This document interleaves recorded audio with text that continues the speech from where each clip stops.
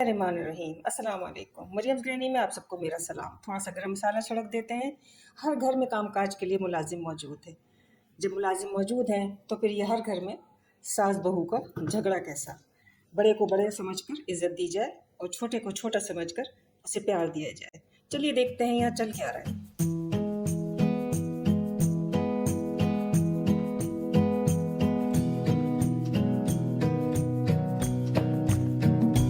दोपहर के 11:30 बज रहे हैं और बेगम साहिबा अभी तक सोकर नहीं उठी। रात को ही बता दिया था कि देखो भाई दोपहर को मेथी मलाई कीमा बनेगा, तो कहने लगी मेथी मलाई कीमा, मुझे तो नहीं आता बनाना। मैं तो सोची थी कल उठूंगी तो दोपहर को पास्ता बना लूंगी। मैंने कहा अरे भी पास्ता जो है वो ठीक है बना लेना, लेकिन पास्ता खाने में शामिल थोड़ी है कोई, खाना तो रोटी है, रोटी सालन बनना चाहिए। और तुम्हारे ससुर जो है वो तो रोटी और सालन के बगैर खाना खाते ही नहीं है। तो मुंह बनाकर जो है वो चली गई। अब आप देखिए 11:30 बज रहे हैं और अभी तक कमरे का दरवाजा ही नहीं खुला। अब मेरी भी बुरी हड्डियों में इतना दम नहीं है कि मैं जो हूँ ना वो अभी भी इस उम्र में भी खाना पकाऊं। मेरा तो इकलौता बेटा है, मैं बड़े अरमान से ब्याह कर लाई थी। चलो भाई कुछ जो है साथ बटेगा, कुछ साथ मिलेगा, लेकिन भाई देखने के गुण और खाने के गुण और वाली बात है। बुराई तो नहीं कर रही मैं, नहीं बुराई करनी भी नहीं चाहिए भाई, मैं कोई बुराई नहीं कर रही, कोई गिबत नहीं कर रही हूँ।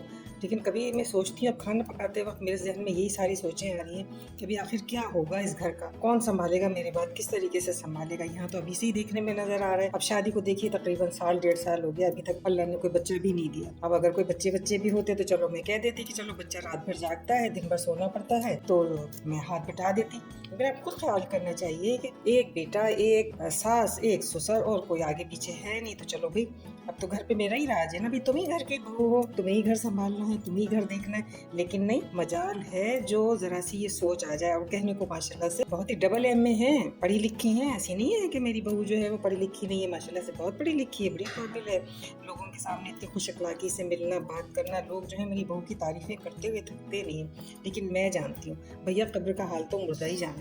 लोग सही कहते हैं, मैं भी यही कहती हूँ कि हाँ सही कहते हैं लोग, कब्र का हाल तो मुर्दा ही जाने। हम जानते हैं ना, हम सारा दिन देखते हैं, ये सारा वक्त जो है जो वक्त मिलता है बस कमरा बंद किया, माँ से फोन पे लगी हुई, बस माँ से बात किए चली जा रही है। अब ये कोई तरीका होता है? भी घर को घर समझो, घर देखो, ये भी तुम्हारा घर है, मैं भी माँ की जगह पर हूँ, मुझे समझो तो। लेकिन नहीं, बस लगी हुई है खाना बनाने में, खाना बनाएंगे, ये खाना बनाएंगे, इनको आते हैं मथा मेथी मलाई कीमा बनाना नहीं आता। सोचो जरा, अब हमारी कोई बेटी होती तो हम जो है वो तो उसको एक एक गुण सिखा देते, एक एक हर्फ ब हर्फ हम उसको ऐसा सिखाते कि माशाल्लाह से ससुराल में उसकी कदर होती, इज्जत होती। उसकी सास भी जो है वो खड़े होकर इस तरीके से बातें ना कर रही होती।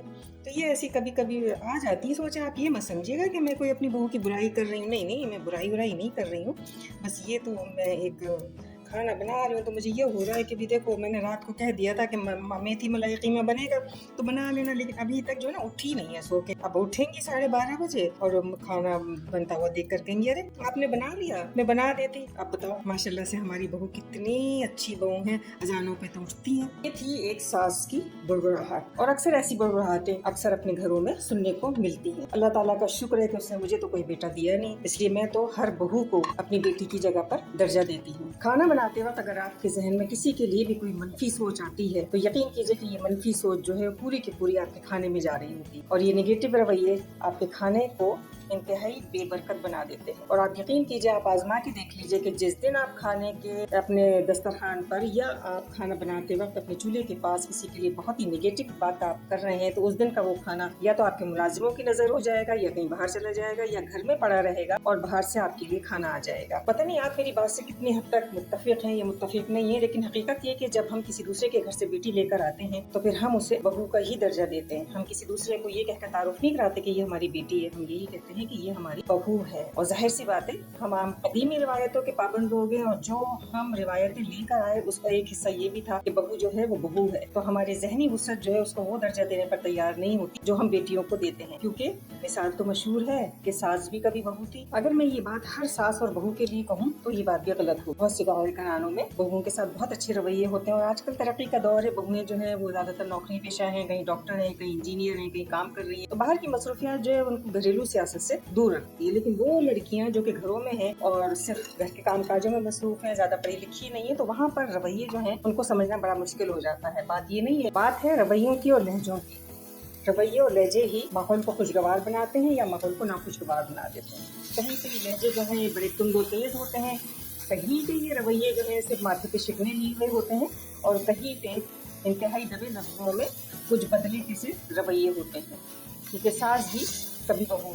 ये बात मैं अक्सर कहती हूँ और मैं समझती भी हूँ, क्योंकि मैंने भी ज़ाहिर एक वक्त गुजारा है।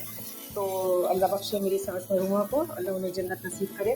कि बेइंतहा अच्छी और सास थी, और चूँकि मैं एक इकलौती उनकी बहू थी, तो मुझे तो यकीन कीजिए कि कभी कोई बात जो है ना वो अपनी ससुराल से या अपनी सास से सुनने को मिली ही नहीं। और ना मेरी तरबियत ऐसे घराने में हुई थी। पढ़े लिखे तो हम बस इतने ज़्यादा नहीं थे, तो जाहिर सी बात है अब आप हमारी तरबियत का, हमारी सोच का, बस तरबियत कह लीजिए, तरबियत जो है वो इतनी ज़बरदस्त थी कि हमने जो है वो कभी इन चीज़ों को खातिर में हम लाए नहीं कि किसी ने कुछ कह दिया तो नागवार मुँह बना कर दोपहर दोपहर तक पड़े सोते रहे, कमरे का दरवाज़ा नहीं खुल रहा, फ़ोन पे लगे रहे हैं। ऐसा कोई भी सिलसिला हमारी ज़िंदगी में तो था नहीं। यहाँ पे जो मैं पका रही हूँ वो आप देखते जा रहे हैं। भगार किया, गरम मसाला डाला, कीमा डाला, भुना, जब इसकी खुशबू निकल गई थोड़ा सा नमक डाल दिया, और नमक डालने के बाद अब हम डालेंगे इसके अंदर किसी भी प्याज लिए कदर, और इसके अंदर सारे बेसिक मसाले मैंने डाल दिए।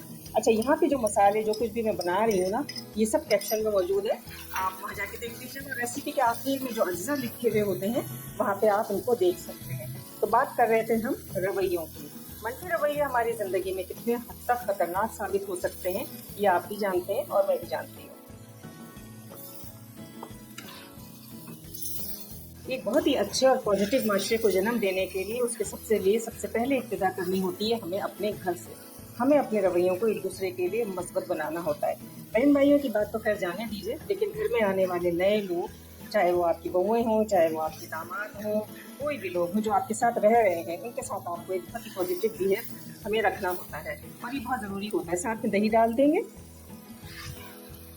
और इसके बाद इसको हम ढक के रख देंगे गलाने के लिए। पानी हम डालेंगे नहीं, टमाटर पानी देगा, दही पानी देगा, और उसके बाद ये कीमा गलने में देर भी नहीं लगती है। अल्लाह ताला ने घर में माँ का रुतबा सबसे आला रखा है, बल्कि घर में नहीं पूरी दुनिया में एक माँ का रुतबा सबसे आला रुतबा होता है। एक माँ एक अजीम माँ है, अपने बच्चों से उतनी ही मोहब्बत करती है जितना रब अपने बंदों से 70 माँ से ज्यादा मोहब्बत करता है। एक माँ जो है, चाहे वो बहू की माँ हो, चाहे वो बहू के शोहर की माँ हो, उसकी इज्जत, उसकी तकरीम जो है वो सबसे अफजल है। देखिए, आप जो है वो अगर अपनी सास की खिदमत कर रहे हैं, या मैं अपनी सास की खिदमत मैंने की, तो इससे कोई मेरी सास ने कोई मुझको कोई अजर दिया या नहीं दिया, लेकिन अल्लाह ताला के यहाँ जो अजर मेरा लिखा जा चुका है वो मेरे नसीब का हिस्सा है। अल्लाह ताला जो है वो अजर से तो जरूर नवाजता है। खिदमतें जो है वो इंसानियत की खिदमत सबसे पहले जो है वो फर्ज है। एक सास को अपनी सास ना समझते हुए, सिर्फ एक इंसान समझते हुए भी उसकी इज्जत और तकरीम की जाए, तो ये भी अल्लाह ताला के यहाँ आपको एक बहुत बड़ा इनाम है जो मौजूद है, और वो आपको मिल के रहेगा। तो इससे जो है वो आपको घबराने की ज़रूरत नहीं। थोड़े से तर्क रवैये होते हैं, उनको बर्दाश्त करना होता है, बर्दाश्त कर लेने में ही आगे की तरक्की है। यहाँ पर मैं आपसे बात कर रही थी मनफी लहजों की, मनफी रवैयों की, उस मनफी सोच की जो ख़ास तौर पर खाना बनाते वक्त हमारे जहन में बहुत सारी सोचें जो आ रही होती हैं, क्योंकि उस वक्त हम होते हैं अकेले, और हमारे जहन में बहुत सारी सोचें इधर उधर की हमारे जहन को उलट पुलट कर रही होती हैं। तो जब भी खाना बनाए, मैं जब भी खाना बनाती हूँ तो मैं मुस्तकिल दुरूद शरीफ पढ़ती रहती हूँ। और इतने अरसे में, जितनी देर में मैंने खाना बनाया है, पता नहीं कितनी बार मैंने दुरूद शरीफ पढ़ा है। इस्तग़फिरुल्लाह रब्बी बातों बोले, ए मेरे परवरदिगार, मेरे कसूरों को दरगुजर कर और मुझे माफ़ करना।